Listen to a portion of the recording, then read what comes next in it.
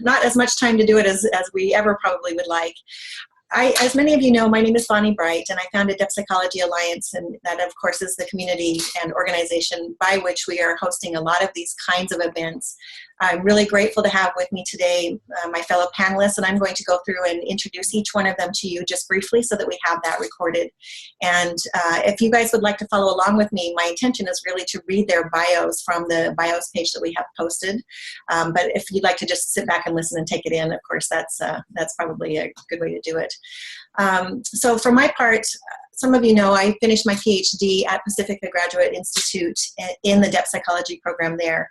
And my dissertation was primarily on some of the topics that we're talking about today, and that is a depth psychological look at really what the cultural issues are that we're facing, particularly in regards to how our planet, how we're treating our planet, the so-called ecological crisis that we face, including climate change, and how we can use depth psychological tools to engage with that. And my dissertation itself was called Culture Collapse Disorder, which is kind of a wordplay or a takeoff on the idea of colony collapse disorder, which is the mass vanishing of the honeybees. Many of you know that. And so taking a look at that and then extending that through to the culture and looking at how that can be a metaphor for our culture and what we're doing. So that's me, and my training has been primarily in depth psychology. Somehow I managed to do 2 master's degrees and a PhD in depth psychology, but I've also trained extensively in what many of you know as holotropic breath work, which is Stan Groff's work, and also in the Enneagram, which is a kind of psychospiritual typology, personality typology system. And then I've also done a certificate program in archetypal pattern analysis from CC Institute, and have done a 2-year training with Malidoma Somé, who is an African elder, and that's in technologies of the sacred, as he likes to call it. So that's me. I'll just go ahead and read in order here, and then the way that we'll do this is each one of us will just share for maybe about 5 to 7 minutes some of our own thoughts, research, ideas, musings about any or all of the topics that is our topic today, Earth, Climate, and Dream. And then once we've shared in the order that I read your bio, so you guys know I can call on you, but just so that we know how we'll go, then we'll open that up again to the community to just have conversation, questions, ideas. We'd love to hear what the community is working on, what thoughts and ideas you have in relationship maybe to what we've said or some other things that we haven't mentioned or talked about. So that's how it will go. And again, I have everybody muted, so we'll talk more about how you can unmute yourself if you're not aware of how to do that. But in the meantime, feel free to post things in the chat if you'd like to share something with everybody in the community. All right, so Dr. Susanna Benson has a diverse background as an academic, researcher, and a counselor. She has qualifications and experience in education, academic research, publishing, social ecology, and transpersonal counseling. Dr. Benson has studied, worked, and lived in the United States, Europe, and Asia, and holds a doctorate from the University of Western Sydney, College of Arts, Education and Social Sciences, School of Social Ecology, and Lifelong Learning. Dr. Benson is a board member and current president of the International Association for the Study of Dreams, the IASD, and is founding president of Dream Network Australia, Inc. So Susanna, thank you so much. It's so good to have you with me today. Really appreciate it. Glad to be here, Bonnie. Great. Hello, Dream. Thank you. And so next we go to Sally Gillespie, and Sally Gillespie has practiced as a Jungian psychotherapist in Sydney, Australia for over 20 years and has served as the president of the C.G. Jung Society of Sydney from 2006 to 2010. She's currently writing a book based on her doctoral research into the psychological experience of sustained climate change engagement. Sally is the author of Living the Dream, the Book of Dreaming, and co-author of The Knot of Time. She also wrote 2 chapters in Depth Psychology, Disorder, and Climate Change, which is edited by Jonathan Marshall. Sally, thanks for being here with me. So glad to have you. Great pleasure, Bonnie. Thank you. Thank you. And actually, well, we'll stay in order that I have these listed just so that I can follow along here. But you see sitting next to Sally there, Jonathan Marshall, and Jonathan's also one of our panel members and is the editor of the book that we just mentioned, Depth Psychology, Disorder, and Climate Change. So we'll talk more about that when we get to Jonathan. I just wanted to acknowledge that, Jonathan, that you're here. And also to say that many of our panelists, you're welcome to say more about your qualifications and research and what you've been doing as we come to that. So if there's something that I'm missing here, please know that you're free to do that, of course.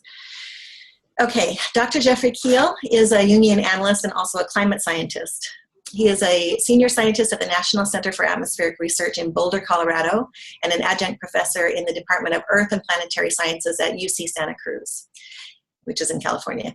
He's also a senior training analyst at the C.G. Jung Institute of Colorado. He's published over 140 papers in peer-reviewed journals and is the author of Facing Climate Change: An Integrated Path to the Future, which is a brand new release, I might point out, and a really excellent book.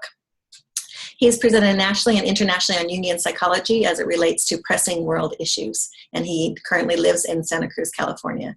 Many of you on the call were hopefully present about a week or two ago when Jeff gave us a really intimate look into his book. He did a webinar that was primarily lecture-based and very much appreciated. So Jeff, thanks for being here. Thank you, Bonnie. Great. And then we have Linda Bazell, and Linda Bazell has MA LMFT, has been a psychotherapist for more than 40 years and has specialized in ecopsychology and ecotherapy since 2000. She and Craig Chalquist edited the Sierra Club Books anthology, Ecotherapy, Healing with Nature and Mind, a core text in clinical ecopsychology. She's a member of the editorial board of Ecopsychology, the peer-reviewed journal of the field, and she and Craig Chalquist edited the journal's December 2015 special issue on ecopsychology and the long emergency. Linda's adjunct faculty at Pacifica Graduate Institute in Santa Barbara and taught an ecotherapy certification course there in 2015. She was a keynote speaker for the 2014 Ecotherapy Symposium at the University of Brighton in the UK. And in 2002, she founded the International Association for Ecotherapy and is co-founder of the Ecopsychology Network of Southern California. She's written over 75 blog posts on ecopsychology and ecotherapy at the Huffington Post. She's a member of the Ecopsychology Network for Clinicians, where she led a workshop on the how of ecotherapy. And in 2006, she received her permaculture design certificate and with her husband, Larry Saltzman. Together, they have created a food forest around her home that serves as an ecotherapy office. And you can find out more on her websites, which are listed here, and which you guys should all hopefully talk about if you have those kinds of information. So welcome, Linda. Thanks for being here. Thanks, Bonnie. Glad to be here. Yeah, me too. I mean, all of these folks have done so much to promote the ideas of ecopsychology and Jungian nature and ecotherapy as we know it. So very exciting to have each of you with me.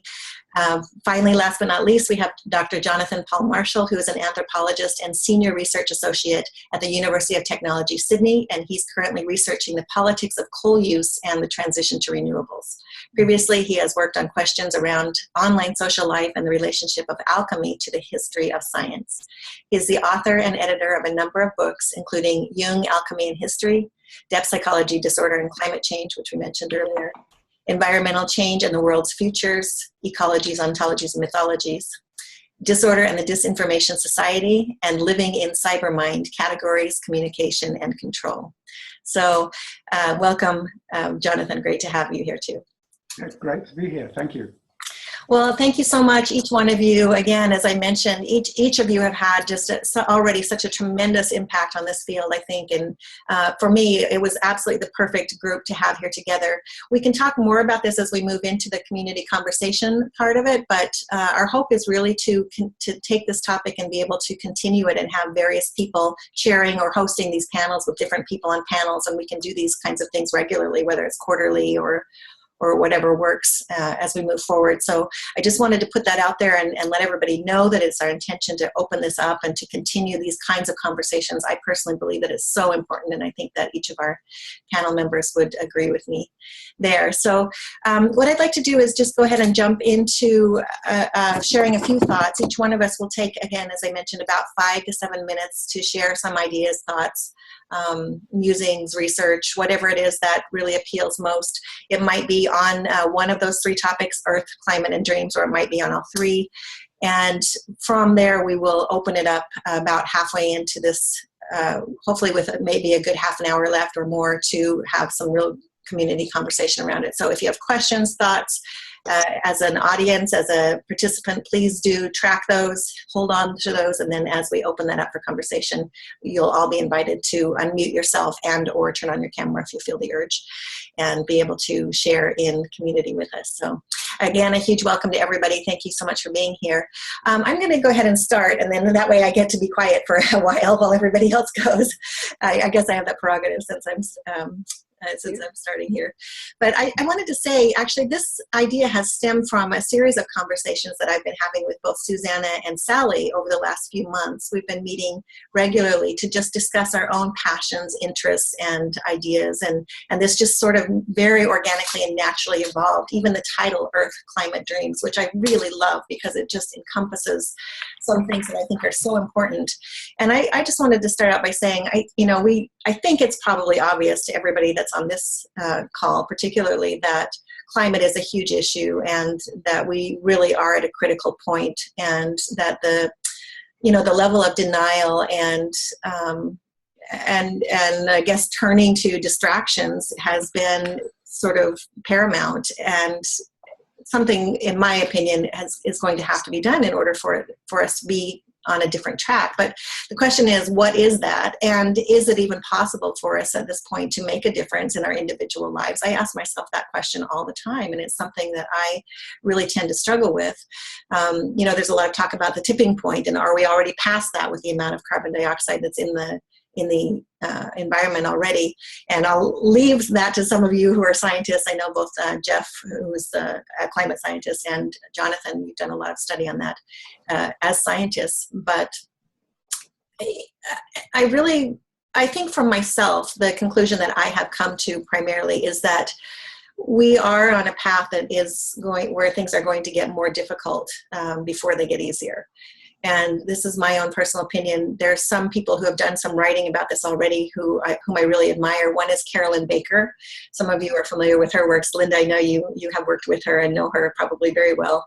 But she's written books like Sacred Demise and also Collapsing Consciously, which very much mirror my own ideas around the idea that it's coming whether we like it or not. And no matter how conscious we think we are, there's not much that we can do about that. So the question is, what can we do then to be the most centered that we can, and to really sort of midwife not only ourselves individually through the process, but also the communities that are around us, and those who may not have the resources that we have been lucky enough to have through our own studies of Jungian or depth psychologies. So, how do we go about that conscious kind of coping when everything seems to be sort of falling apart? And because we don't have a cultural mechanism per se, especially in Western cultures, that allows us to hold the tension when things seem to be disintegrating in front of our eyes, that allows us to have the tools to be able to stay centered. We turn so rapidly to distractions. We try to distract ourselves, whether it's through addictions like food, drugs, alcohol, shopping, consumerism, all of which tend to make the problem worse. How can we slow down, reassess, and find ways that we can actually make that change? So I was happened to catch just a few minutes yesterday on CNN. There's I think it's a new show that's called Wunderlist. And I know some of you don't watch TV at all, and for those of you who do, maybe you have had a chance to see this or catch part of it. But they were talking about the country of Bhutan. And it was really interesting because one issue they were talking about was ecological and issues and sustainability. And the interviewer, and I apologize, I don't remember his name at the moment, but he was asking, I think it was the cultural minister, he said, when countries in the US particularly pollute or get caught, in some kind of an environmental pollution issue or are doing things that are not helping the climate or the environment, so they usually risk getting fined and or having some sanctions of some sort against them. But he said, what's interesting is that in Bhutan, most people believe that if you do something that's harmful to the planet, it's actually going to affect you in the next life when you're reincarnated and you come back. So there's a real spiritual aspect to that, which people carry with them. And so when I heard that, it's not like it's something I haven't thought about before, but it really struck me as something that I was just imagining if people in Western cultures all felt that way, that we were motivated and inspired by something that was so personal and so spiritual, as opposed to fines and figuring out how we could get around it, or, just trying to buck the system on whatever level. So, and again, I'm as guilty as the next person, I'm sure, on any number of levels. And so for me, part of that is holding that, contrast between what I would like to see happen and what I know is right or wrong in terms of the planet, and what my actual lifestyle is, because it's a mirror of the culture that we've built for ourselves. So the last thing I will just say is looking a little bit into Dreamz, which is such a powerful modality. And I'm sure that many of us on this call are very interested in Dreamz, obviously, because of our own background. Dreamz, I think there's a couple. When I started thinking about this, I pulled out all the books that were most interesting to me, and I have a stack of them here, which I will recommend later if we get to that point, or I can post somewhere in the Alliance on the forum. But a couple of books that have been really powerful for me. One is the book called Living in the Borderland, which was written by a Jungian analyst, Jerome Bernstein, and he talks about how he created this idea of borderlanders, which is people who are sensitive enough that they, as he describes it, they don't feel about what's happening on the planet, they feel it. So they are people that are very sensitive to the idea that nature itself actually is reaching out to us on a level that we can understand, in a dimension that we can somehow understand, and speaking to us and giving us messages and trying to pull us back from the brink of self-extinction, because it's in our best benefit to save ourselves from what we're doing to ourselves. So Dreamz is one way that is happening, in my opinion. And I think that, as he points out, this is a part of our emergent complex process that is part of our own evolution. And so if we pay attention to what those messages are that are helping us and teaching us, then we can begin to make some of the changes that we need to make in order to be able to hold the tension and the crisis until something new can emerge into our awareness that will enable us to make a significant change in the culture. There's so much I want to say, and I don't want to take all the time. I think I'm pretty much at the end of my time. So I'm going to wrap it up by saying, you know what I'm going to do is read you just a paragraph that comes from this book, which I think is quite amazing, called The Woman Who Watches Over the World. I don't know if you guys can see that. It's by Linda Hogan, who writes about the indigenous world and is just a beautiful, beautiful writer. And in this particular paragraph, she's comparing Dreamz to the light that comes from glaciers. And I thought that this was really appropriate in the light of climate change and how the glaciers are so rapidly melting. And she says, the blue light emanating from the deep cracks and openings in the glacier is light that can't be taken in by ice, and so it is turned away. That is its science. And what's turned away is beautiful in its retreat. That is its art. It is at the edge of ice where light changes direction. But boundaries and points of contact apply to other things as well. Dreams, I think, are like a glacier. They have light and resonance, science and art, and are in constant movement. Psychologist Marion Woodman calls them the ancient portion of the mind. Like glacier light, they live also at edges. Their borders exist between the human being and other worlds. They are the given off light of our own human mystery, comedy, and catastrophe. They are what is too beautiful or frightening or powerful to be taken in. And, as with the glacier, a person could fall into one of them and be lost. So how then has it happened that we've come to a world where we say, it is only a dream? Who would ever say of a glacier, it is only ice, only light sent back to the sun, only one of the world's creations? I thought this was beautiful. As we come back around, I'm sure that we'll talk about dreams in many iterations, and I'm really looking forward to seeing what others have to say about this. So with that, let's go ahead and move on, and I'm going to turn it over to Susanna to go next. Thanks, Bonnie. I'm still reflecting on that last quote. Just beautiful and a lovely orientation to talk about dreams. So, do I think dreams have a place in social and political discourse around the critical issues of climate change? I certainly do. And my thinking's based around research in the field of dream studies, my own and others, transdisciplinary studies, anthropological studies. It also comes from leading workshops and talking to people about themes of belonging, sense of place, and bringing that into conversation and also including dreams in that space. As we know, our dominant Western paradigm privileges a view that dreams are softer, more subjective, illusory, not trustworthy in some cases, and to be less valued certainly than what we perceive as the hard material experience of waking life. We also know that other cultures, oral and indigenous, place a value on dream sharing, traditionally do anyway, as a source of community insight and community building. When I think about these different perspectives, I also like to think about Kelly Buckley, past president of the International Association for the Study of Dream, his reflections, his review on the culture of dreaming, and reminds us, I use his words, on the meaning of dreams for a culture. The meaning of dreams for a culture is dependent upon the cultural valuing of dreams and meaningful according to the types of questions asked. In other words, if we don't even include those thoughts into our consciousness as acceptable, we in fact are removing ourselves from the possibility of considering what the value of dreams may be.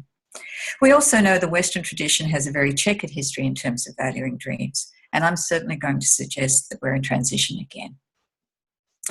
We know with the advances in modern neuroimaging techniques, with cross-disciplinary studies in consciousness, with the growth in large dream data banks, and with the development of fields itself of dream studies, again through organisations such as the International Association for the Study of Dreams, national dream organisations, that we now have a great growth in the interest of dreams, sharing of information about dreams, and in fact the development of dream groups.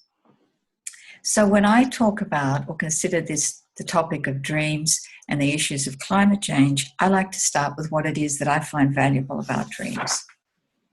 So when I talk about a dream, I propose that we're talking about an in-between place of experience of consciousness, which is a place of reflection, memory, and of anticipation. It's also a seedbed of creativity and insight, and of anticipation as well. Like nature, a dream is self-directed and self-generating.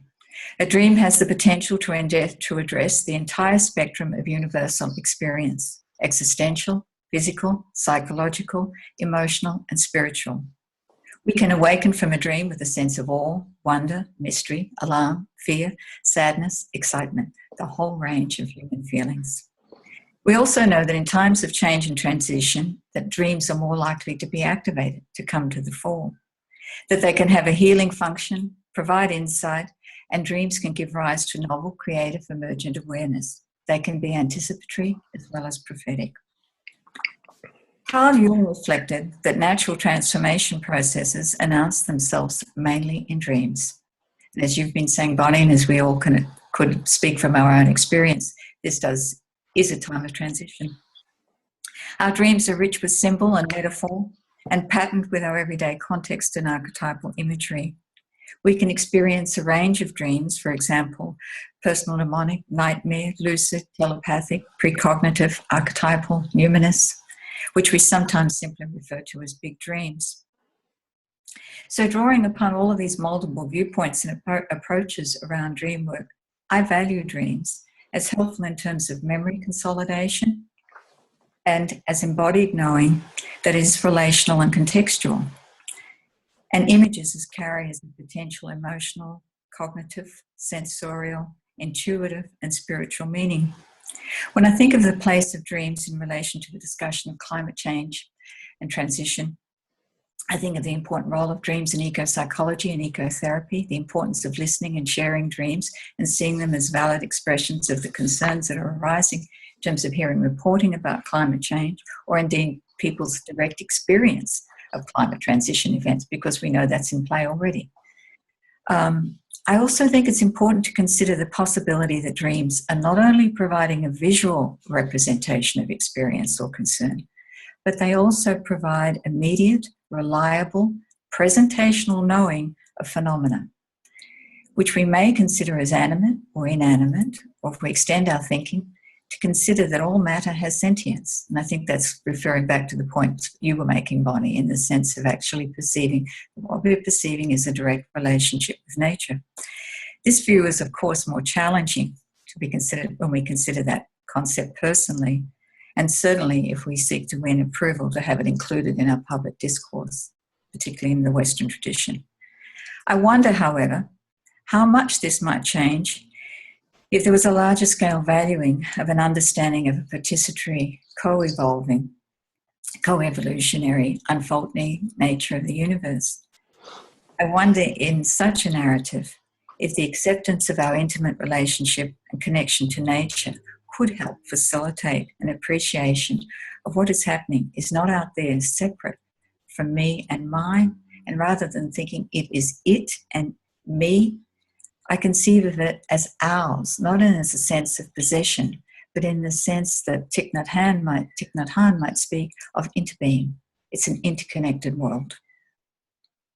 Despite the challenges of such a shift in worldview, if we can move to a position that we are nature expressing itself to itself, we can, I wonder, also embrace an understanding that we do actually share a capacity to accurately perceive through faculties of direct pre-verbal apprehension, sensorial immersion, attunement, resonance, or the intersubjective nature of experience. We know that we have those range of faculties. How we understand that or give value to that is also dependent upon how we're willing to spend funds to research that and to give it a valid place in science, as well as the art and culture. So these conversations have a way of bridging each other, not being separate and seen as distinct or less valuable than. So whether we can contemplate this period as a tipping point or a turning point will drive the action. And I'm reminded of Thomas Berry's comment that the dream drives the action. We do need to awaken to an understanding of the dominant myths driving our cultural, social reaction to climate change. And I certainly believe that dreams can help orientate us. And it is important to consider what questions are we posing to ourselves in our waking lives and dreams. And in answer to these questions, I think we need to give space to reflect, to value our dreams rather than relegating them to the status of an untrustworthy or inferior status. We need to be discriminatory. We know that listening and sharing dreams can increase empathy, resonance, and attunement. And I think in the times ahead, these are the skills and resources we'll most need to call upon. So thank you. I'll leave it there. Thank you, Susanna. Yeah, so interesting. Great. Okay, Sally, let's go on to you. Thank you. And thank you for those beautiful thoughts on dreams from you both, Bonnie and Susanna. And I want to follow on with that by talking about research that I did around the psychological experience of becoming engaged with climate change issues. And it was research that arose out of my own questions about what was happening to me as I became more and more immersed in the knowledge of climate change and concerned about it. Dreams propelled me into research. I had big dreams that took me in that direction, and they informed me throughout. Other people have joined me in the research by participating in group discussions over the course of a year, and dreams were invited and shared within that group. They proved to be crucial because they helped us to express feelings and thoughts that we could not otherwise express, and they allowed us to go beyond the confines of our ego consciousness. Of course, I had no idea what would emerge from doing this research. I hoped that I might get some great insights, but what I really feared was my own and others' despairs and depressions through the process of being so immersed in climate change information and scenarios and, latest reports. But my dreams had another perspective. And this, briefly, is the dream I had the night I was accepted to do the PhD. The dream is, I'm on a plane at the beginning of a big journey, probably to the other side of the world, from New Zealand, my homeland. I realise we are heading south from Auckland, very low, barely above the trees. Then I see an old, cracked road beneath us on the coast. And I feel like I'm on the west coast of the South Island, which is an extremely rugged, isolated and beautiful part of the country. We realise then that we're outside. We've not been in a plane at all, but we're on a coach. but now we're actually out on the road. And what we see are surfers surfing down extremely large waves. The whole scenario is so awesome, the beauty, the ruggedness, and the courage of these surfers. So in this dream, I assume I'm flying across the world, but instead I find myself on the ground in this remote region of my birth country. There are no obvious guides, but there are surfers who inspire me with their courage and their dedication. And I see that there's absolutely no ego in what they do. They're not surfing for competition, they're doing it for love and connection with the ocean. And these surfers become my dream mentors for the research. They show me it's possible to find a way to be with what's happening in our world without becoming swamped by despair or retreating into a defensive intellectual distancing. So our research group found relief and companionship in being able to talk so freely and deeply about what it meant to be engaged with climate change. There are activists, artists, policymakers, and so on. We expressed fears, anger, griefs, inspirations.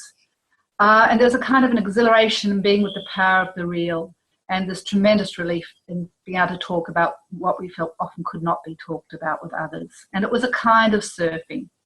But beneath the waves, there were undercurrents, which our dreams gave expression to. And this is just a very brief sample of some of the things that came out in the dreams. There were, of course, nightmares.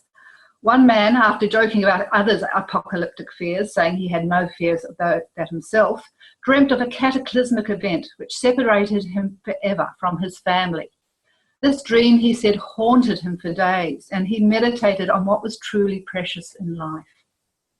And there are many dreams about death, which fed onto our ongoing discussions about death anxiety, beliefs around death, and experiences we'd had about being with the dying. And it felt that we needed, especially early on in this process as a group, to sift through the existential dilemmas and terrors while exploring the meanings and emotions of climate change threats and losses. And I think this is a very big part of what holds us back from climate change discussions and engagement, is that death anxiety that is so aroused. And it also facilitated acknowledgement of grief and mourning, which is a very strong bonding experience to go through in the group. Hopelessness was only named and explored after someone shared a tense dream about a dream character who had this response to climate change. It was the word we couldn't say in a way until this dream made us say it. And it was vital to acknowledge and discuss our feelings of climate change despair. Depth psychology is very helpful in acknowledging the likelihood that we will go through phases of despair. We come into terms with difficult and constraining realities. The thing with climate change, given that there's no solution in sight and a worsening of what's going on, is that this despair can go on into an ongoing climate change depression, which is a very real thing out there in groups of activists. What we did find in our group, though, that we could let these feelings come and they would go. And the group acted as a safety net when we needed to vent and express all of this. Interestingly and vitally, we were never all hopeless at the same time. We all had turns. Even the ones who entered saying, oh, I'm optimistic, I have no fears. We all had our turn and held each other there with it. And powerlessness. There was a dream someone shared about knowing that something terrible was going to happen to their loved ones, but not acting. And this opened up such a productive discussion around individual responsibility, guilt, and powerlessness within the collective situation. There were inspiring dreams too. One dreamer dreamt of becoming a channel for lightning thrown down from storm clouds. He could direct it around his environment and surroundings. And though he made no interpretation, there felt something to be there about climate change enlightening us, awakening unexpected strength. There's enormous stimulants within what's happening for us to become active collaborators, working with natural sources of energy and working with each other in ways that, yes, certainly challenge the dominant paradigms that we've become so entangled with. One of the most highly influential dreams of the whole process was of a dreamer nursing twin babies, one black, one white. She associated this to our group's work of sitting with polarities and embracing them with neither judging nor splitting. We do need to acknowledge our seesawing emotions and perspectives and be able to hold and reflect upon the paradoxes, the contradictions. We realised in our group that it was impossible and indeed undesirable to settle into one fixed view and position. It was interesting that our black humour most often erupted at times when we either became too hopeful or too bleak. Jung tells us about the potency of holding the tension of opposites. And dreams help us to strengthen our tolerance for ambiguities and contradictions, weaving paths between dualities and splits. Through our discussions in this group, we learned to hold this tension of opposites between individual and collective, optimism and pessimism, life and death, empowerment and disempowerment, present and future. And it facilitated a maturing process that left us all feeling much more resilient for surfing the big waves of climate change engagement, and more motivated.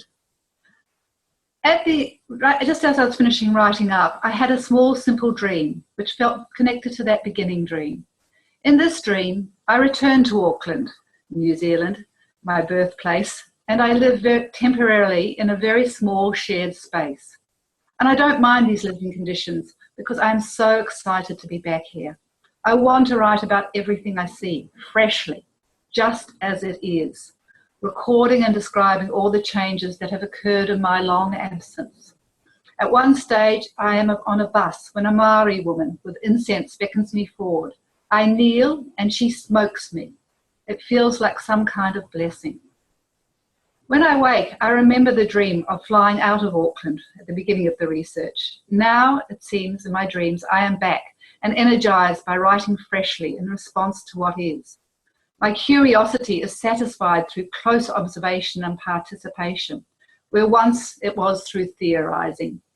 It feels like I can face the world anew, with close attention, and the Maori woman's blessing connects me and my work to a powerful earth-based spirituality. My dream carries within it an awareness of the vast social upheavals that New Zealand has gone through since the time I last lived there 35 years ago.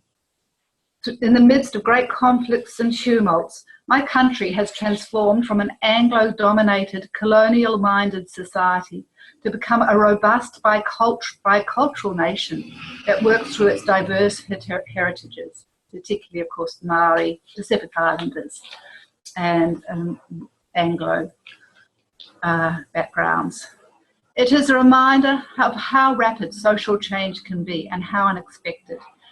And this gives me hope about facing into and working through challenges of conflict, diversity, and worldviews stirred up by global warming. To be able to collectively name, work, and create with whatever presents itself, honouring the complex, unpredictable, destructive, creative, and ultimately companionable, and therefore evolutionary processes in our life and of life. Thank you so much, Sally, especially for bringing in to the room, so to speak, the emotions and sometimes the negative emotions that this incurs, obviously.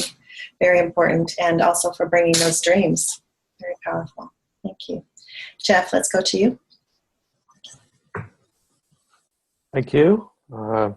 Great, deep ideas and images. Thanks, Sally and Bonnie and Susanna. I'm going to talk mainly about my sort of how I came to look at this problem through depth psychology. I was working as a climate scientist for over 30 years on this issue, and with each year seeing how the projected changes in terms of the devastation that is projected to occur is actually increasing. The fact that the rate at which things are changing has been actually underestimated. Things are happening faster than we thought they would happen. And then coupled with that, the fact that so little is happening to actually address the problem. The tremendous irony, of course, of this problem is that it's probably the greatest disruption to human civilization that is occurring and that will occur, certainly will occur in the near and long-term future. And it's a problem that human civilization has created. So one would think from a rational perspective that we would have dealt with this problem many years ago.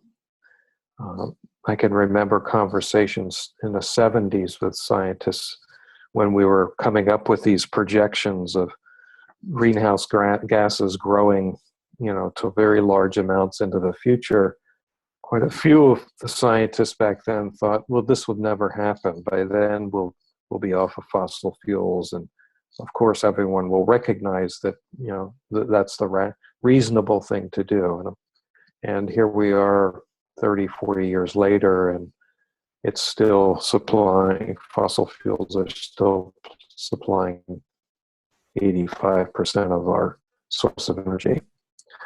So there's been certainly a lot of discussion about, bringing conscious attention to this issue, conscious solutions through technology and science. Lots of discussions within the political arenas on the conscious level. And we're still mired in a problem and its increasing disruptiveness. So as a depth psychologist, if the conscious part of us isn't able to solve this problem, perhaps it's time that we ask the unconscious for what he can contribute. This reminded me of the quote from Jung, which I'll read a little piece of. Nobody can afford to look around and to wait for somebody else to do what he is loath to do himself. But since nobody seems to know what to do, it might be worthwhile for each of us to ask himself whether, by any chance, his or her unconscious may know something that will help us. And of course, one of the most direct ways to find out what the unconscious has to say is through dreams. So when Bonnie came up with this idea of Earth, climate, and dreams, I was very excited about it because I can assure you that certainly in the scientific community, there's very little discussion about consulting what dreams have to tell us about how to solve the problem. I doubt it was on the table as a major source of consultation at the COP21 meeting in Paris. So what could dreams tell us about this issue? From Jung's perspective, dreams can be personal. They can have a very personal nature message for us, but often they can arise from the collective. In my clinical work over the years, it's interesting to see sort of waves of periods where clients come in with very similar motifs appearing around the same time. This was happening around 2008, around the financial crisis, before the financial crisis and then going into the financial crisis. So the collective unconscious senses these things that are on grand scales. It's certainly aware of them. And if you think, one of the, Susanna was talking about, what are the function of dreams. Well, from Jung's perspective, often dreams are compensatory. They're trying to compensate for something that's lacking or overextended in the conscious realm. So I wonder to what extent the dreams that are arising now, what's the compensatory message on a collective level that we should be looking for in dreams? What are they trying to tell us that we're not picking up from our conscious discussions around this issue? What are the feelings? What's the collective feeling or affect that's arising? I certainly know when I go out and talk to people in public about this issue, what the affect is. And Sally mentioned quite a few of those feelings that arise. The sense of hopelessness and anguish, despair, depression. But within the unconscious, what are the feelings that are arising? I think it would be very interesting to gather that on a collective level. The image that came to me when Sally was telling the dream was of the sea. Of course, there have been numerous papers that have just come out from the scientific community in the last 3 weeks that are all suggesting that sea level rise is going to be much greater than we've been estimating. And if you think of that symbolically, of course, the rising of seas could be a metaphor for the rising of the unconscious, bringing something to us that we should be listening for, both directly from nature as well as within our psyches through dream images. So I think I'll just wrap up there. For me, I think it's very important as an analyst, of course, to listen to personal dreams. But as Susanna said, there's a long history in indigenous peoples of as collectively listening to dreams. And certainly in the West, we've lost that nature of listening to dreams on a large scale. I know there are groups that do this, but again, this is not something that's discussed in conferences and political arenas around the issue of climate change. And what would that be like if we could actually do that? So I'll just leave you with one last thing. When I was writing my thesis to become an analyst many years ago, mine was on, I called it Nature, Visible and Invisible, and there was a chapter on dreams. And I collected dreams from many people, friends, clients, strangers, that had something to do with the issue of climate change. It was remarkable even then, the number of motifs that were arising, many polar bear dreams, but many other dreams about ice, the receding of ice, the rising of sea levels. So psyche is certainly listening and taking into what Earth is, what is happening to Earth, what we're doing to Earth. And I think it's very important for us to include the messages from psyche in the discussions around climate change. I think it could be transformative. I want to end with a number of people have said, we've committed ourselves to tremendous change, and that's true. But I tend to always tell people that we still have time to avoid the worst consequences of climate change. And it really is a matter of collectively waking up and transforming the way we obtain energy. This is not a problem that doesn't have solutions. It has solutions, and it will have more solutions as through technological innovation. So I'm not a pessimist about, we've committed ourselves to going off a cliff, and human civilization is going to be destroyed. Will we experience disruptions? Yes. Will they be terrible to experience? Yes. But that doesn't mean that we shouldn't try to avoid even greater disruption and greater tragedy by acting now. We have, I think, the consensus within the scientific community is if we can do something in the next 10 to 15 years to transition as quickly as possible off of fossil fuels, we will be able to prevent some of the greatest destruction that will occur if we don't do that. So there's a window here that we've been provided, and I think we have to bring every resource to bear to do that transition. And for me, as a depth psychologist, that resource includes both conscious and unconscious processes. And the more that we are aware of what's going on the unconscious and bringing the light of consciousness to bear on that, I think the better chance we have of actually addressing the problem. So that's, I think, all I have to say. Thanks. Beautiful. Thank you, Jeff, for introducing that note of hope too, which is so important for us to keep, to maintain the balance, and also the value of turning to the unconscious, which I don't know, as panelists or even the rest of you, if you have a chance, keep an eye on the chat, because some of you are sharing some interesting observations and reflections as we already are anticipating the whole community sort of conversation. We welcome that. Thank you guys. Please do continue to share. And let's go on. Linda, will you go next, please? Thanks, Bonnie. I just wanted to mention, as an ecotherapist, the whole field that we call eco dream work. And some of you are familiar with Steve Eisenstadt and with Lauren Schneider, both of whom are active in the International Association for the Study of Dreams.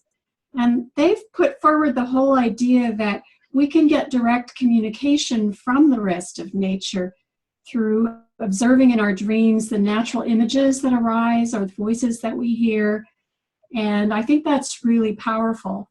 And but what I'd actually like to talk about is the not necessarily the nighttime dreaming, but what we can be doing in terms of our waking dreams, in terms of our vision. Because one of the things that I see is that especially young people are suffering from lack of a vision, of an alternative vision. What is our dream of what this could be like if we were doing it right, if we were doing it in harmony with the rest of nature?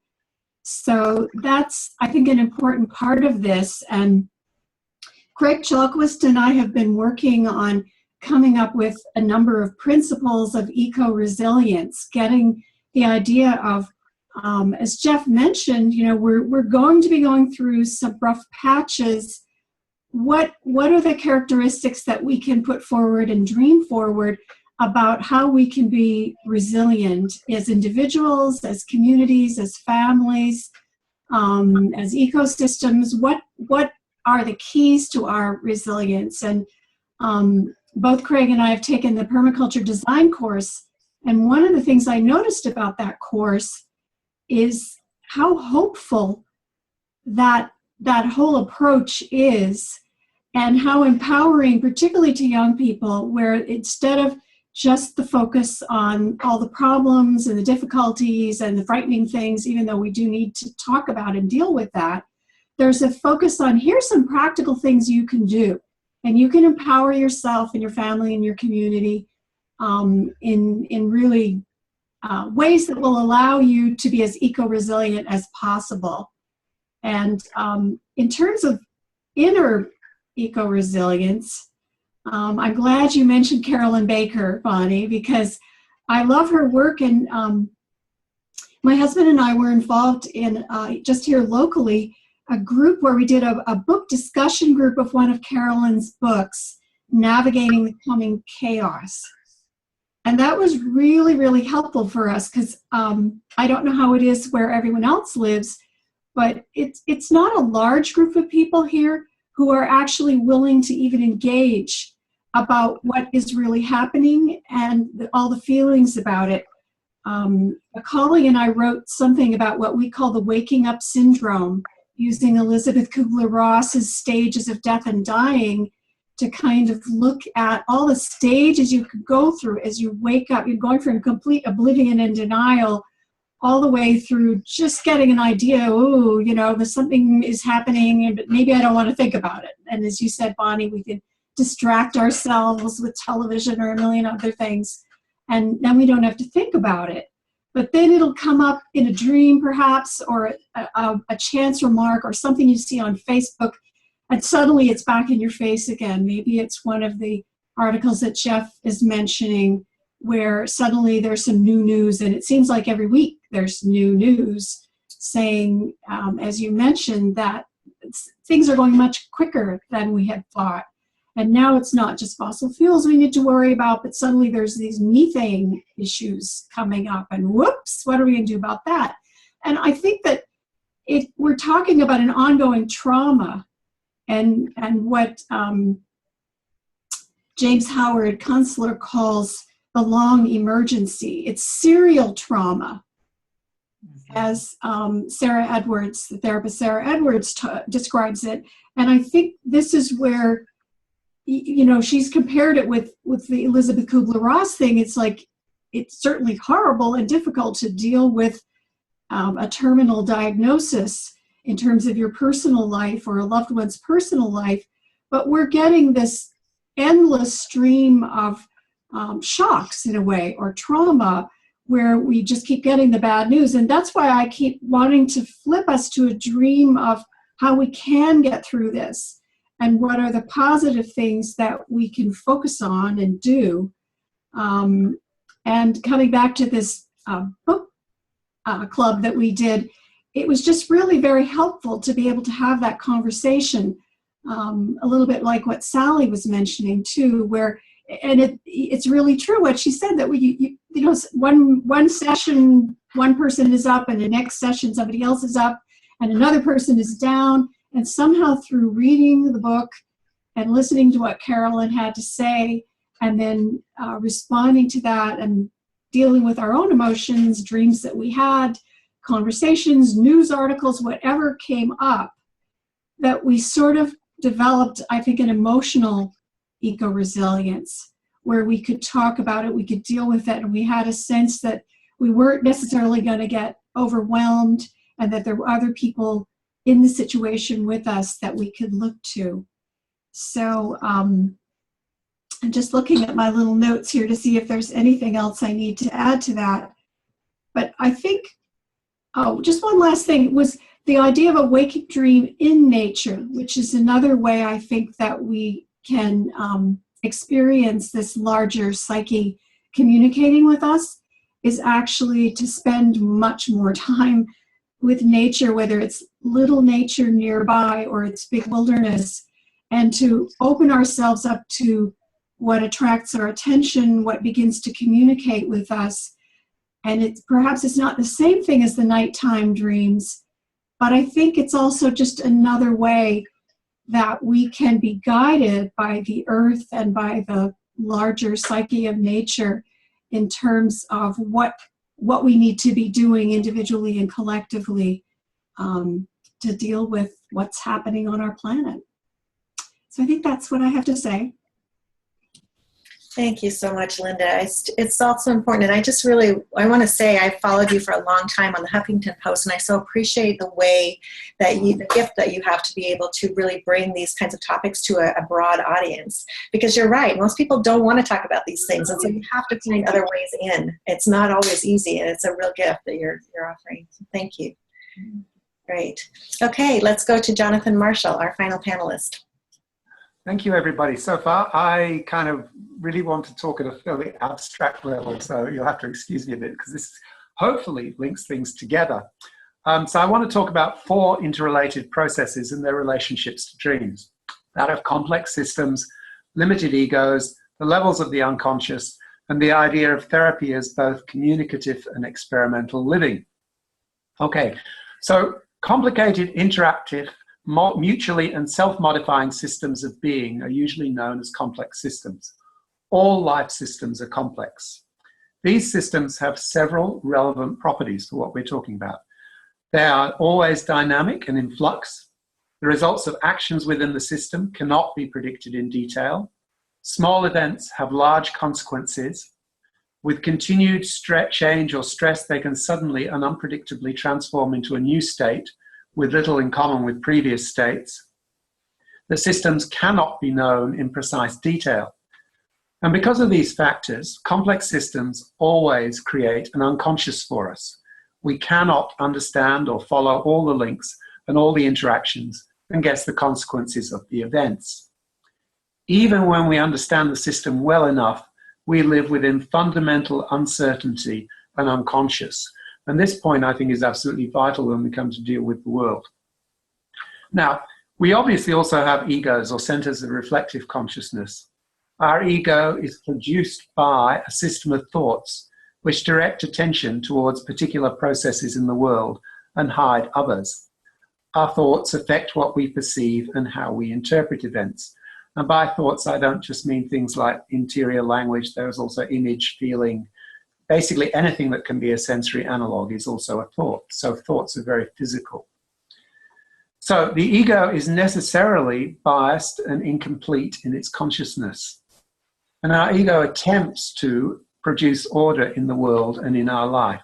It tends to be based in habit, in practice, and in relations of power and dominance with respect to other people, as Adler might argue, for instance.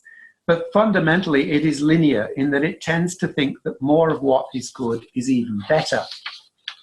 Now, because of the ego's limits and because it is situated within fluxing and unpredictable complex systems, the orders that it regularly produces actually also produce what it considers to be disorder. It commonly attempts to remedy the problem by imposing more of its ordering, making the problem worse.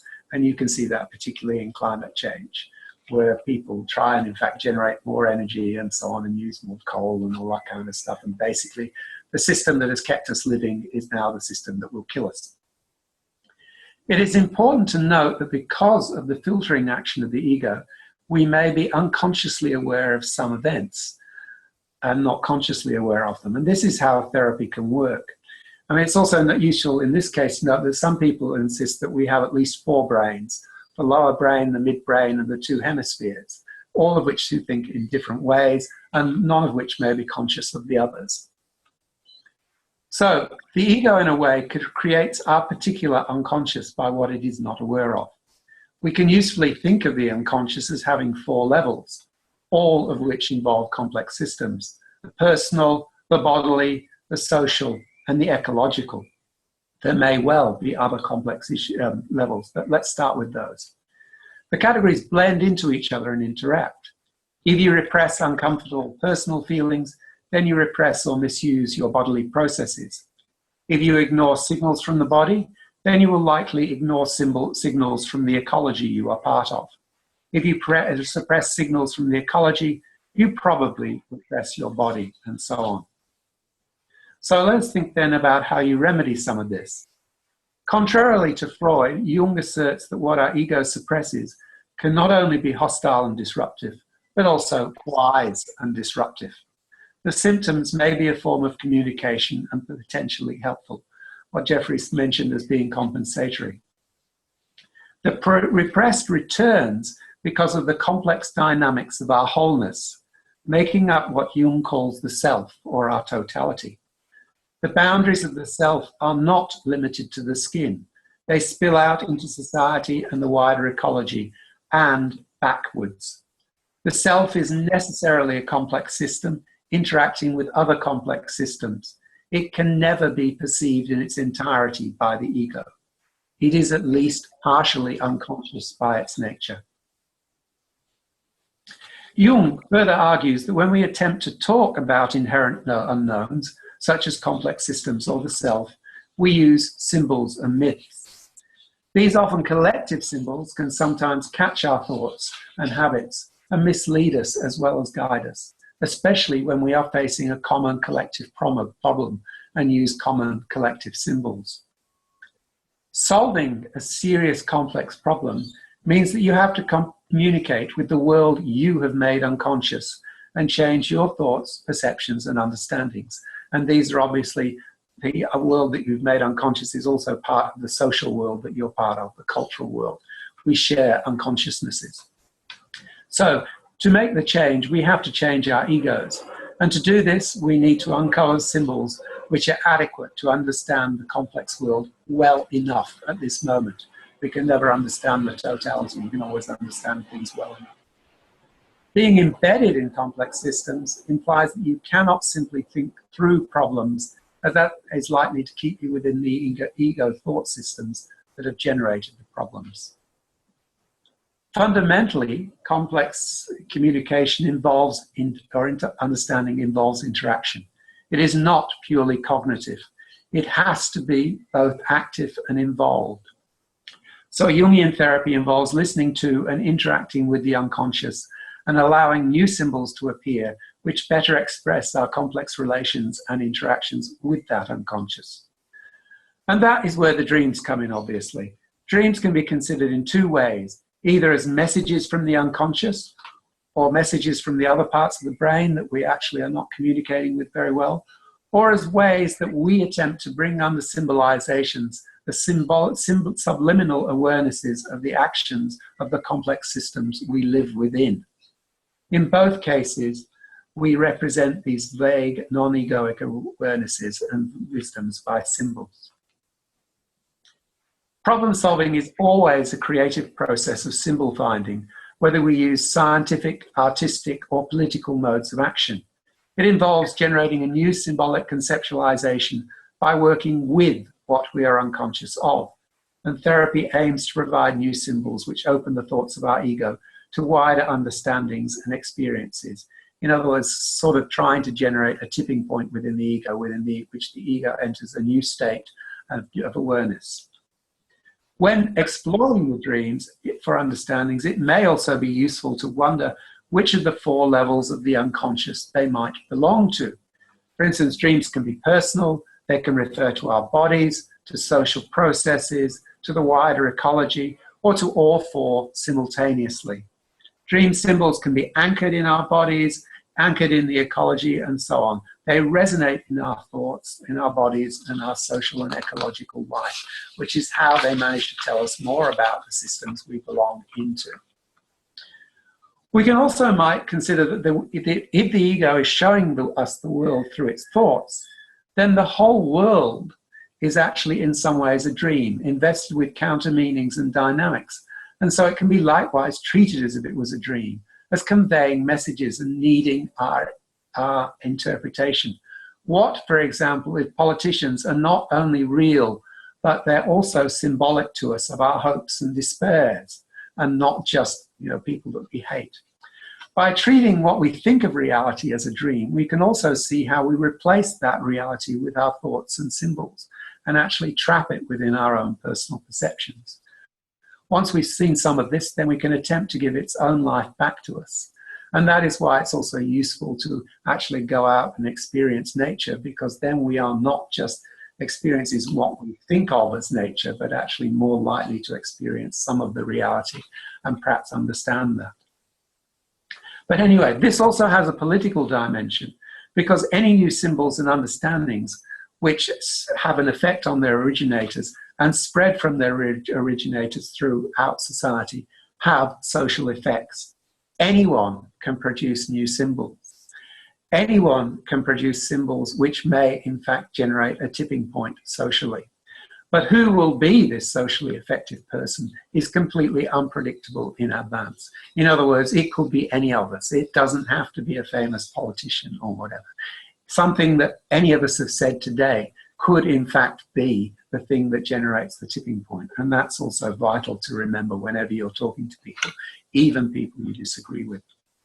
However, these symbols may be useful or they may be harmful. Consequently, there always needs to be a further stage.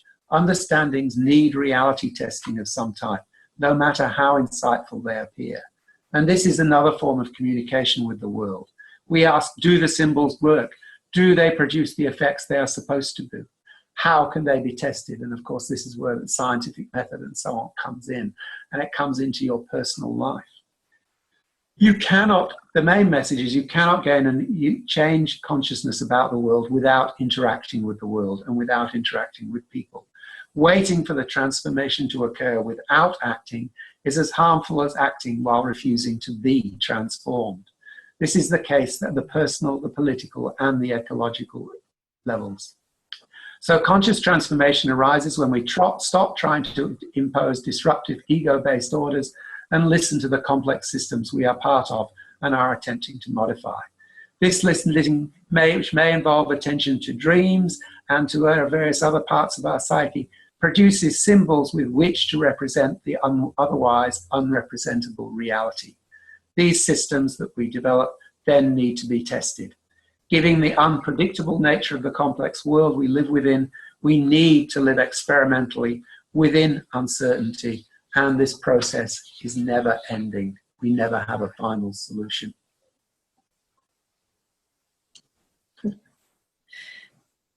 Are you leaving it there, Jonathan? Yes.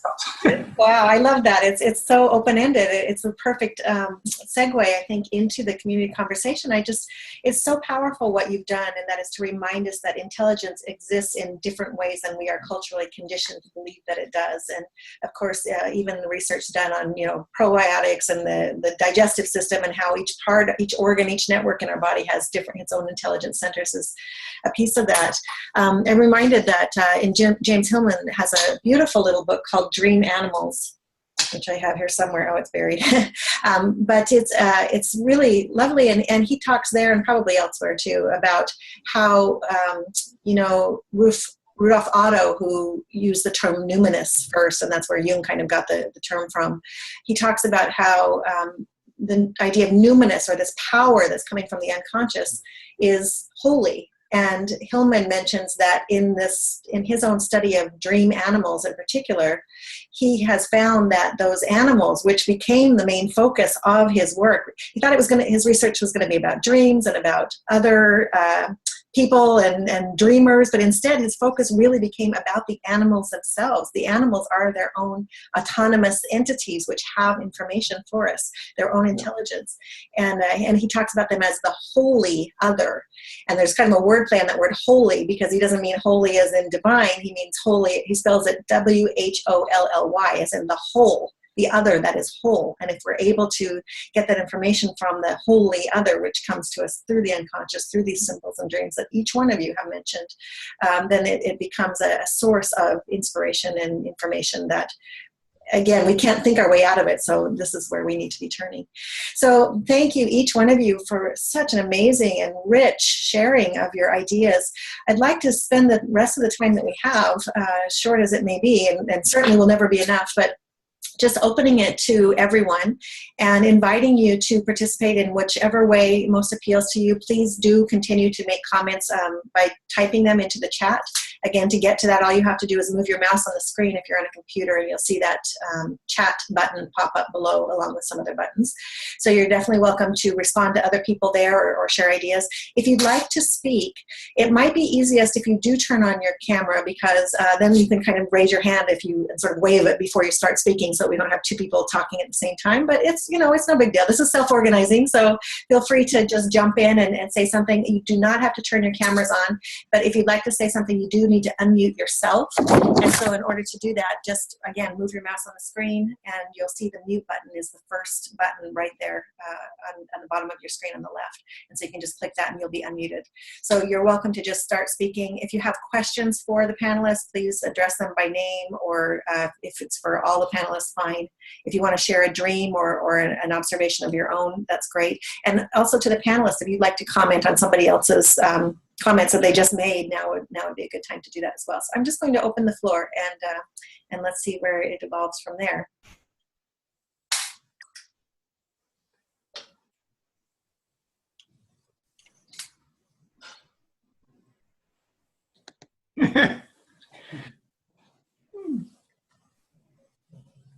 I might say something then, as I'm thinking about how we seem to be consistent in our viewpoints around the value of sharing dreams, but it's again the difficulty of how we communicate this. I know, Jeff, you've talked about the difficulty in terms of climate change.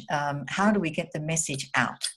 So it's fine if we're talking to people who are in the same space to talk about, yes, we see nature as we're part of nature and how we see the unfolding universe, etc. And we can speak that. Especially when I was listening to you, Jonathan, I was really valuing the theoretical insight and thinking, how do we bring those conversations to the public social discourse? How is it that we bring that place of the valuing of dreams into a place that's more open? So that's where it's a question. Mm-hmm.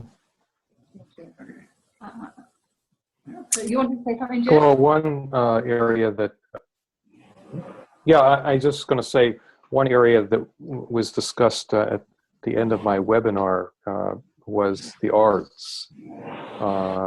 Engaging artists around this issue, becoming more active in that area of working with artists and sharing ideas.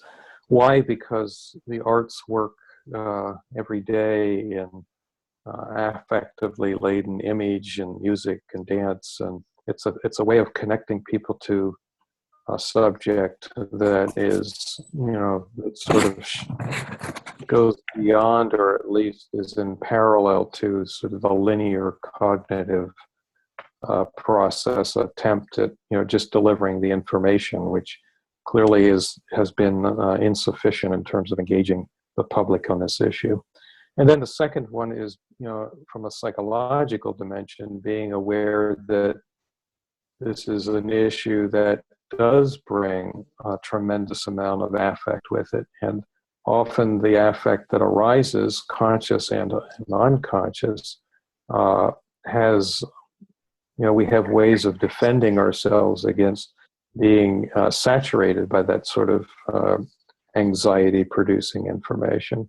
So just certainly as people who have worked clinically, being aware of the ways that affect enters conversations and can actually sort of short-circuit or derail a conversation. In Jungian terms, complexes can arise, very affectively laden complexes, which can completely prevent a conversation from continuing or at least being productive. And so an awareness around the affect that's in the room and allowing and working with it in the moment, working with it, I think is another way of opening avenues so that the communication of the issue can be more effective. So those are just two areas that I personally have attempted to work on, and also taking that, especially the psychological dimension, to my fellow scientists who have to go out and are attempting to get the message out and meeting with such resistance. Certainly not trying to turn them into psychologists, but talking to them about how this process can erupt very quickly. And then the third one, of course, is value systems, social value systems, family values, ideological beliefs. All of those can be barriers to even entertaining the idea that humans could be changing the climate system. So a better understanding of those value systems and allowing people to express their value systems is, having more of a conversation than providing information to people, but allowing them to say, I'm always interested and curious to know why someone will not accept the science of climate change. I am deeply interested. I will listen, as long as possible, to their explanations or why they think this is a non-issue. Because I learn from that conversation. What is it within that person or that group that has come up in the moment and has put up a barrier? Yeah, thank you, Jeff. And just a reminder to everyone that Jeff's webinar was recorded and is posted in the videos library on Depth Psychology Alliance. If you missed that and would like to go back and catch it.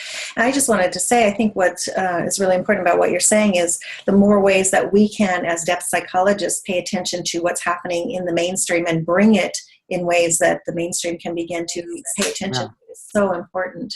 I wanted to bring in something too about working with dreams that seems to go kind of hand in hand here, particularly with what somebody said in the chat function. We were talking about embodying the arts and bringing this sort of into some kind of form, because form is the way that we understand things in our culture, particularly. So I think images being what they are, and creating objects sometimes can also be really powerful.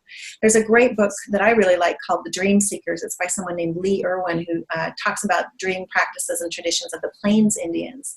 And they mention that the Plains Indians, and a lot of others, of course, as well, have a practice of, when they have a dream, they make some kind of an item from that dream to embody or ensoul or represent, I guess, on some level, what that symbol was, and it can represent it exactly as it was from the dream. But that object becomes an object of power. because it's housing and mirroring the immediacy of the numinous and the presencing there. And then they keep that item with them. And sometimes some people can communicate with that item and get the information from the unconscious that is trying to come through by having conversation with that item, which of course brings us right back to Jung and the idea of active imagination and being able to start dialoguing with the unconscious.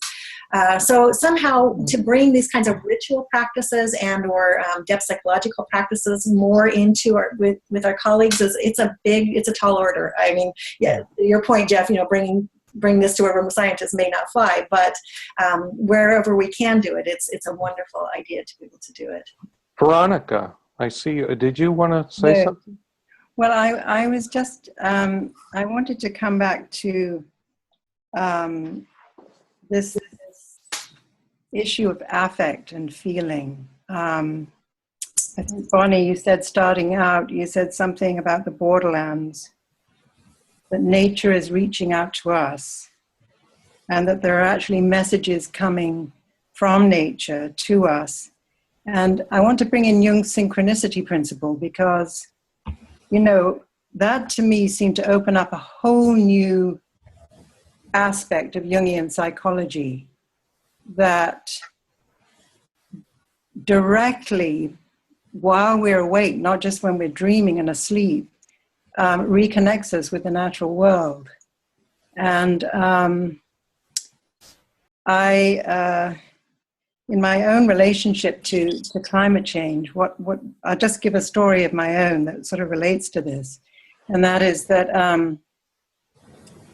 a couple of years ago, I was feeling such grief and sorrow about the ecological crisis, as well as at that time, I think we were about to go into another war with Syria. And I felt overwhelmed by the ecological, environmental, and spiritual distress on the planet. And so I felt called to do a pilgrimage. And I didn't do it as a Christian, I did it as a meditation. But what I found through walking solo along one of the pilgrimage paths in southwestern France was that the arduousness of the journey began to completely break down my ego mind. And it was as if, without knowing it, I gave myself the opportunity to let my heart open about it, although that wasn't my intention. The initial feeling was grief and sorrow. But along the way, because I was aware of Jung's synchronicity principle and the idea of the breakthrough of the unus mundus world, I tried to approach nature not just as, I tried to approach nature as having spirit. And I think some of you have mentioned the indigenous cultures where everything is alive with spirit. And what I found going along was that I could begin to talk to the rocks and the trees. And not only as a kind of active imagination in Jung's terms, which is really a kind of way of saying you move from insight to even more insight, but it was really a dialogue that opened up a conversation with the spirit of nature. And I think this is where the Jung-Pauli dialogue comes in as an incredibly important for us to know more about, because Pauli himself as a scientist thought we ought to involve, the archetypal psyche in our understanding of reality. And both Jung and Pauli were heading towards this unus mundus psychophysical world, the realm of the middle, that is structured more by eros than by logos. And so my feeling is that there are various things we can do, but there's also a more contemplative approach to this that maybe is equally as valuable, and perhaps is a way of reanimating the so-called anima mundi from the alchemists, the Hermetic alchemists, who felt that the soul of the world was this active feminine intelligence that we could relate to. And I think that, I just want to say that in addition to the dreams while we're sleeping and our thoughts while we're awake, all of which are incredibly important, that there is this sort of middle road that that I've found to be extremely helpful, not in terms of trying to overcome and solve problems, but a way of relating that is much more heart-centered and giving a voice to nature itself and what she is also trying to communicate. And by the end of my solo walk, I was so surprised because I entered a kind of magic realm where I felt nature was responding to my walk, even though I hadn't intended it. And I felt that she was saying, you know, I want to be loved. I don't want to only be fretted over and worried about. I also want to be seen and loved and appreciated. And that was one of the great blessings that I had from, which is, you know, then you come back to the ordinary world. And then the question is, of course, how do you translate such an experience into ordinary life? How do you bring back? And that's what I'm working on now. And that, of course, may have many resonances. But anyway, I just wanted to bring in synchronicity, unus mundus, and a more contemplative approach. Thank you. Beautiful. Thank you. Veronica, maybe, hopefully we can have you be on one of the panels in future episodes of this particular theme. But it's funny, you're talking about synchronicity, and I don't know if you guys are reading the chat, but Marjorie is saying that she was just thinking about you in that story. I assume it was that same story, and then here you are showing up. Okay. We are experiencing synchronicity firsthand here. That's lovely. Thank you. Hey, Ed, it's good to see you. Are you, love to hear what you have to say? Thanks, yes, Veronica. can you hear me? Hello? Ed, you're really quiet. I don't know if you're able. All right. There we go. Am I coming through now? Okay, good.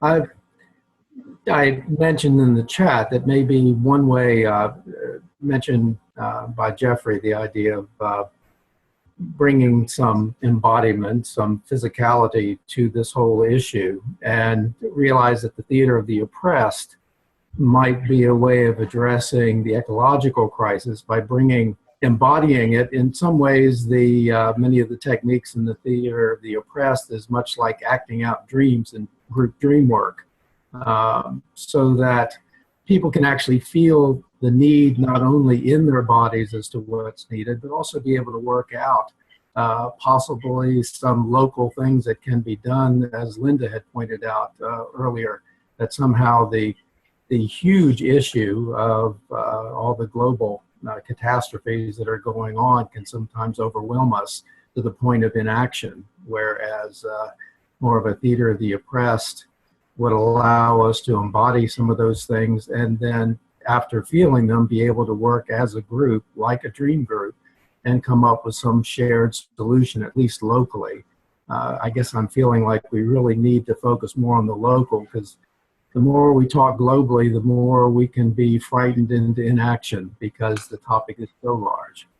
But that's what I'd like to add to the conversation. Thank you. Thank you, Ed. Does anyone have experience with theater of the oppressed or would like to comment on that or something else entirely?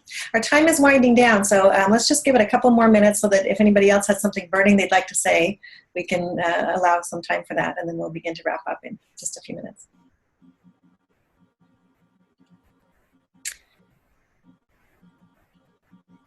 You guys are quiet today. Sometimes it's quiet, sometimes it's not. I hope that everybody's just in a reverie and spending time with with what is wholly unconscious at the moment. I'm going to predict that we all have some very interesting dreams tonight. Mm-hmm. Yeah, I would just like to be, I guess, speak from the other side at the moment as well, because I suspect that a lot of people find sort of Jungian talk very threatening. Mm. They won't actually listen to it, particularly when it comes praised in terms of things like the spirit of the world or whatever. You know, I think that they're useful, but I think that they also would be very, very threatening to people, particularly if they had, you know, religious views which said that that was a bad thing to believe in or whatever. And also they may find themselves threatened by the idea that they should actually listen to their dreams. It doesn't seem to me unreasonable that, you know, the ego works the way that we say it does, then that will happen. So the question to me becomes, how is it that we actually talk about these things without scaring people off before we even start. And I think that's quite a difficult thing to engage in, but it is something that we need to actually think about, because if you come full pelt, saying, you've got to relate to the archetypes and the unus mundus and all that kind of stuff, and your dreams, then most people will probably shut down immediately. I guess my response to that, and what I was thinking, also picking up from what Jeff said around creative arts and the theatre of oppressed, is we are in the midst of social change now. It's not like we have to sit here and think, how are we going to make it happen? It's already happening. And if you listen to children, if you hear what's going on in education, they will tell you straight up, we have to look after the world. I mean, they have that myth already in them. And I don't know what the education system's like in the States, but certainly here, it's, appalling as Australia is in its track record, the children are getting enough of an ecological awareness for it to come through in their images. And I think it's one thing to, yes, carry what we carry in a rich conversation like this for ourselves. But when we go out, we do need to kind of do it in a way that connects to everyone from the children up. And the children are particularly the ones who bring the social change through and carrying the cultural change through. Unfortunately, I don't know what's like there, but here the young society and so on tends to be a much older population. But I think if we can really picture those creative and playful processes that don't need to come out in complex ways at all, to connect to that sense of love. And I love that story, Veronica, of your sense of how the earth wants us to love her as well, and not just to keep fretting and fretting.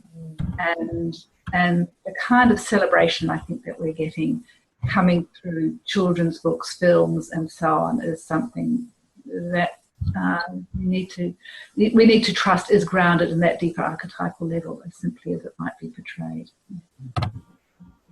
Beautiful.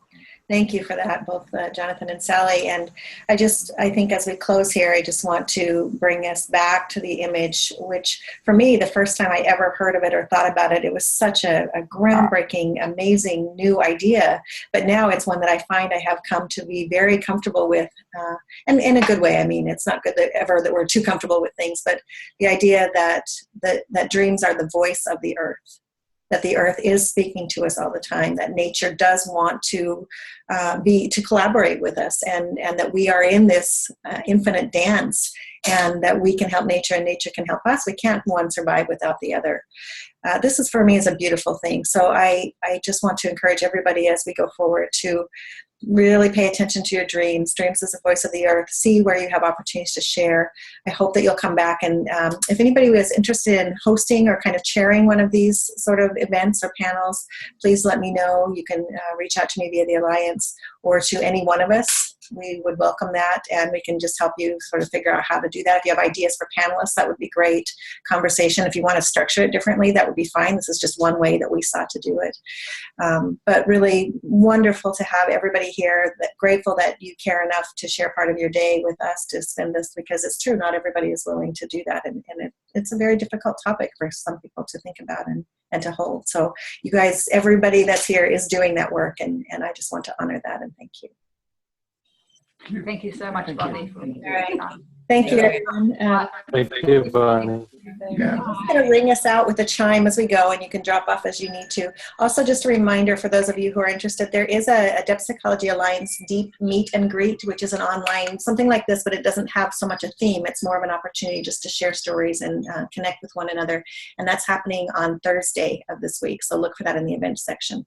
I'm just going to ring us out with a chime, so you can go as you will, and everybody have a great day or evening, whatever's left of it. Thanks, everyone. Thank you, Bonnie.